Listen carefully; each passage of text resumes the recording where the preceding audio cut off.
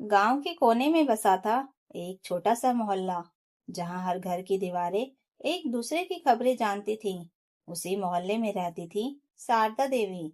वह तेज तरार, तजुर्बेकार और घर गृहस्थी का लंबा अनुभव रखने वाली सास थी। उनके बेटे का नाम था मोहन और बहू का नाम था अनन्या। अनन्या शांत स्वभाव की, समझदार और घर संभालने में निपुण स्त्री थी। मोहल्ले की औरतें अक्सर कहा करती थी कि शारदा जी की बहू तो साक्षात लक्ष्मी है।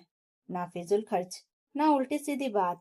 अनन्या का एक नियम था, वह हर हफ्ते सोमवार और गुरुवार को सुबह सवेरे मंडी जाती थी और ताजी व सस्ती सब्जियां लाती थी। उसे दुकानों पर मोलभाव करना आता था और वह कभी भी ज्यादा पैसे नहीं उड़ाती थी। शारदा देवी को उसकी यह आदत बहुत भाती थी, लेकिन पिछले कुछ हफ्तों से शारदा देवी देख रही थी कि अनन्या अब मंडी की ओर नहीं जाती। रोज दोपहर में एक नीली कमीज पहने ठेले वाला युवक गली में आता, जिसका नाम बबलू था। वह आवाज लगाता, ताजी लो, पहाड़ से आई सब्जियां बिल्कुल ताजी। और अनन्या उसी से सब्जियां खरीदने लगी थी। बबलू की सब्जियां दिखने में तो सुंदर लगती थी, लेकिन दाम पूछते ही शारदा देवी का माथा ठनक जाता। यह टमाटर 80 रुपए किलो, इतने महंगे क्यों? शुरुआत में उन्होंने कुछ नहीं कहा, सोचा शायद एक दो बार की बात होगी। लेकिन जब यह सिलसिला रोज का हो गया, तो एक दिन दोपहर को जब अनन्या हाथ में बैगन और मटर की थैली लिए रसोई में घुस रही थी, शारदा देवी ने धीरे से पूछ ही लिया, अरे बहू, एक बात पूछूं? पहले तो तू मंडी जाती थी, अब रोज उस ठेले वाले से ही क्यों लेती है सब्जी? तू तो कभी फिजूल खर्च नहीं करती थी, यह बदलाव कैसा? अनन्या मटर छीलने बैठ गई थी। सासू माँ का सवाल सुनकर उसने मुस्कुराते हुए सिर उठाया और बोली, अम्मा जी, अब घर बैठे ही सब्जी मिल जा रही है, तो मैं मंडी जाकर क्यों अपना समय बर्बाद करूं? वहां धूप, भीड़ और मोलभाव की खींचतान, ऊपर से आने जाने में आधा दिन निकल जाता है। हाँ, बबलू थोड़ा महंगा देता है, पर सब्जी बढ़िया होती है और समय की भी बचत हो जाती है। 4 पैसे ज्यादा लग भी जाए तो क्या फर्क पड़ता है? कम से कम सुविधा तो मिल रही है। शारदा देवी का चेहरा थोड़ा सख्त हो गया।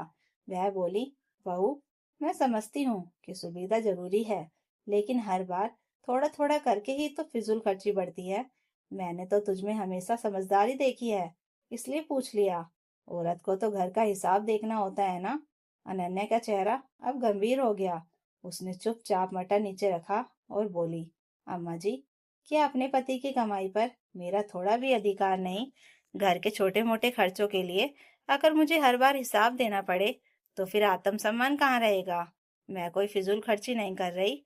अगर अपनी मर्जी से कभी कभार थोड़ी सुविधा ले भी लूं, तो क्या वह भी गलत है? शारदा देवी यह सुनकर चुप हो गई। बात उन्हें चुप गई थी। अनन्या का स्वर तल्ख नहीं था, लेकिन उसमें आत्मविश्वास साफ झलक रहा था। उन्होंने पहली बार महसूस किया कि बहू अब पहले जैसी चुपचाप नहीं रही। कुछ देर तक रसोई में चुप्पी छाई रही। केवल गैस पर चढ़ी सब्जी की सौंधी खुशबू हवा में तैरती रही। एक दिन सुबह करीब 10 बजे होंगे, मोहल्ले की गली में दूध वाला, अखबार वाला और फल वाला निकल चुके थे। तभी दरवाजे की घंटी बजी। एक लड़का बाहर खड़ा था, हाथ में छोटा सा पार्सल लिए। अनन्या ने लपक कर पार्सल लिया, दरवाजा बंद किया और सीधे अपने कमरे में चली गई।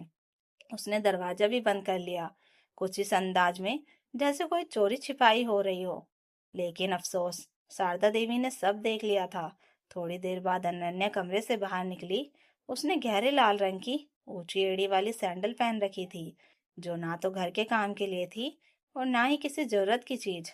शारदा देवी ने आंखों से नापते हुए पूछा, नई सैंडल है क्या बहू? अनन्या ने जान पूछकर टालते हुए कहा, हाँ, बस यूं ही मंगा ली। कितने की है? शारदा देवी ने अगला सवाल किया। 2000 की है, अनन्या ने बिना झिझक कहा। अच्छी लगी तो ले ली, सेल में थी। शारदा देवी का चेहरा सख्त हो गया। वह बोली, 2000 की सैंडल? और फिर तू कहती है कि मंडी जाकर समय बर्बाद होता है, इसलिए ठेले से महंगी सब्जी लेती है। सब्जी महंगी लेकर घर का बजट बिगाड़ रही है और ऊपर से शौक पूरे कर रही है। नन्या अब सीधी खड़ी हो गई, हल्कों में आंखों में हल्की अकड़ लिए बोली, अम्मा जी, मैं कोई गलत काम नहीं कर रही, ये मेरे खर्चे हैं। मुझे हर बात का जवाब देने की जरूरत नहीं। मेरा पति कमाता है, मैं खर्च करती हूँ, इसमें क्या गलत है? हर बात में टोकना ठीक नहीं। यह सुनकर शारदा देवी का चेहरा उतर गया। उनके भीतर कुछ टूट सा गया। वह बहू, जिसे उन्होंने समझदार और सलीकेदार माना था, अब तर्क देने लगी थी और शौक के नाम पर खर्च कर रही थी। वे बिना कुछ कहे पलट गई, लेकिन मन में एक खटका बैठ गया कि क्या यही वही अनन्या है जो 2 साल पहले इस घर में आई थी। 2 दिन बीत गए, लेकिन शारदा देवी के मन में बातें घूमती रही। 2,000 की सैंडल, महंगी सब्जी और बहू के तर्क। फिर एक दोपहर, जब शारदा देवी कमरे में झपकी ले रही थी, उन्हें प्यास लगी। बाहर आई तो देखा अनन्या ड्राइंग रूम में आराम से लेटी मोबाइल में डूबी हुई है। कान में ईयरफोन और उंगलियां स्क्रीन पर चल रही हैं। शारदा देवी धीरे धीरे पास आई, एक नजर मोबाइल पर डाली और चौंक गई। 15,000 की डिजाइनर रेशमी साड़ी दिखाई दे रही थी। उन्होंने हैरानी से पूछा, बहू, इतनी महंगी साड़ी किसके लिए देख रही हो? अनन्या ने बेफिक्री से ईयरफोन हटाया और मुस्कुरा कर बोली, अपने लिए अम्मा जी, मुझे यही चाहिए। हल्की रेशमी और आरामदायक, पहनने में भी लग्जरी महसूस होनी चाहिए ना। शारदा देवी का चेहरा सख्त पड़ गया। गुस्से में बोली, 15,000 की साड़ी? बहू, यह साड़ी है या शादी का जोड़ा? इतना पैसा तो हम पूरे महीने की सब्जी में नहीं लगाते। अनन्या तमतमा कर बोली, अम्मा जी, अब जमाना बदल गया है। हम औरतें भी अपने ऊपर खर्च कर सकती हैं। बहुएं सिर्फ बचत के लिए नहीं होती, अपने लिए जीना भी आना चाहिए। अब शारदा देवी का धैर्य टूट चुका था।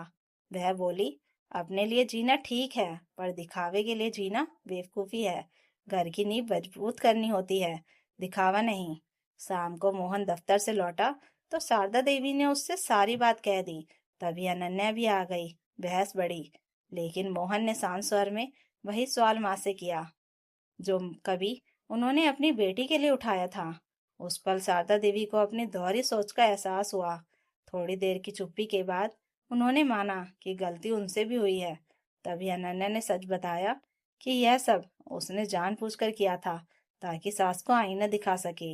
यह सुनकर शारदा देवी की आंखें नम हो गई। उन्होंने बहू का हाथ पकड़ लिया और कहा, बहू, आज तूने मुझे मेरी सबसे बड़ी गलती समझा दी। कमरे का माहौल बदल चुका था। अब वहां शिकायत नहीं, सिर्फ समझ और अपनापन था। शारदा देवी ने जिस दिन अनन्या का हाथ पकड़कर वह बात कही थी, उस दिन के बाद घर में एक अजीब सी शांति आ गई थी। बाहर से देखने वाला कहता कि सब कुछ सामान्य है, लेकिन भीतर ही भीतर रिश्तों की परतें बदल रही थीं। अनन्या पहले की तरह हर बात पर सफाई देने की कोशिश नहीं करती थी, लेकिन उसकी आंखों में जो आत्मविश्वास आया था, वह अब भी कायम था। दूसरी ओर शारदा देवी भी भीतर से बदली हुई थी। पहली बार उन्होंने बहू को सिर्फ बहू नहीं, बल्कि किसी की बेटी, किसी की पत्नी और एक स्वतंत्र सोच रखने वाली स्त्री के रूप में देखना शुरू किया था। फिर भी उम्र और आदतें इतनी आसानी से नहीं बदलती। कई बार वे खुद को रोक लेती, लेकिन कई बार पुराने संस्कार उभर ही आते। एक सुबह जब अनन्या ने फिर से बबलू जी से सब्जी ली, तो शारदा देवी ने कुछ नहीं कहा, लेकिन उनकी आंखों में सवाल था। अनन्या ने भी यह महसूस किया और उस दिन जानबूझकर रसोई में बैठकर पूरे हफ्ते का हिसाब खुद जोड़ा और शाम को चाय के साथ सास के सामने रख दिया। बोली, अम्मा जी, देखिए, सब्जी थोड़ी महंगी है, लेकिन कुल खर्च बजट में ही है। शारदा देवी ने कागज हाथ में लिया, चश्मा ठीक किया और ध्यान से देखा। सच में खर्च बेकाबू नहीं था। उस पर उन्हें एहसास हुआ कि अनन्या फिजूल खर्च नहीं, बस अपने तरीके से जीना सीख रही है। कुछ दिन बाद मोहन की बहन, यानी शारदा देवी की बेटी, मायके आई। वही बेटी जिसके लिए शारदा देवी ने कभी दामाद से लड़ाई तक कर ली थी। बैठकी में बातों बातों में खर्च और आजादी की चर्चा चली। बेटी ने कहा, माँ, अच्छा हुआ आपने भाभी को समझा। हर औरत को अपनी पसंद से जीने का हक होता है। यह सुनकर शारदा देवी के चेहरे पर हल्की मुस्कान आ गई। उन्हें लगा जैसे जिंदगी ने उन्हें खुद एक और मौका दिया हो अपनी सोच को सुधारने का। उसी शाम शारदा देवी ने पहली बार अनन्या से बिना किसी ताने के पूछा, बहू, तू अगर चाहे तो अगली साड़ी मेरे लिए भी देख लेना, मुझे हल्की सी पसंद है। अनन्या चौंक गई, फिर मुस्कुरा दी। उस मुस्कान में जीत नहीं थी, बल्कि अपनापन था। धीरे धीरे घर का माहौल बदलने लगा। जहाँ पहले हिसाब किताब डर बन जाता था, अब वहाँ बातचीत होने लगी थी। अनन्या भी समझने लगी थी कि आजादी के साथ जिम्मेदारी जरूरी है, और शारदा देवी यह सीख रही थी कि जिम्मेदारी के साथ आजादी भी उतनी ही जरूरी है। दोनों के बीच अब बहू और सास का रिश्ता कम और दो औरतों का रिश्ता ज्यादा था, जिन्होंने जिंदगी को अलग अलग दौर में जिया था। समय के साथ मोहल्ले की औरतों ने भी बदलाव देखा। वही शारदा देवी जो कभी हर खर्च पर सवाल उठाती थी, अब कहती थी, आज की बहुएं समझदार हैं, बस हमें भी उन्हें समझने की जरूरत है। और अनन्या, जिसे लोग कभी सास के डर से चुप रहने वाली बहू कहते थे, अब सम्मान के साथ अपनी बात रखने वाली गृहिणी बन चुकी थी। कहानी यहीं खत्म नहीं होती, क्योंकि जिंदगी में रिश्ते कभी खत्म नहीं होते। वे बस नया मोड़ लेते हैं। कभी सास सीखती है, कभी बहू समझौता करती है, और कभी दोनों मिलकर एक दूसरे का सहारा बन जाती हैं। यही इस घर की असली जीत थी। तो दोस्तों, अगर कहानी अच्छी लगी हो तो लाइक कीजिए, कमेंट कीजिए, और हाई बटन दबाकर हमें और कहानियाँ लाने के लिए मोटिवेशन दीजिए। और चैनल को सब्सक्राइब जरूर कर लीजिएगा। Thank you for watching.